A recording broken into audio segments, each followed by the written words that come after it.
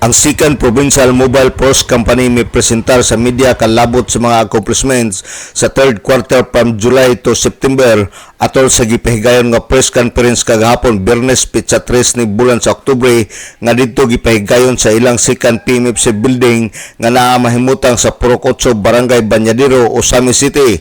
Gisaysay ni Police Lieutenant Colonel Mark Green Lagura ang baguhay lang nga na-promote sa second PMFC Force Commander ang ilang mga activities sama sa mga checkpoints, mobile patrol, police visibility, information drive o guban pa nga mga kalihukan sa second PMFC.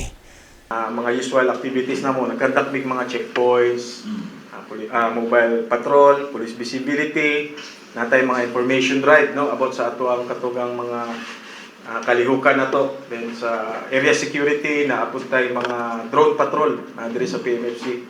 Then also nagkandak po tayo mga service sa warrants of arrest.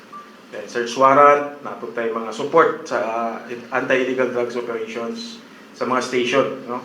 Then napuntay mga recovery sa mga explosives. And at the same time katong sa campaign na to sa PNP karon katong sa loose firearms na dapat ma-confiscate na to na o magpa-surrender na to sila. Then napuntay operation again illegal gambling and at the same time katong sa mga confiscation sa smuggled cigarettes, no?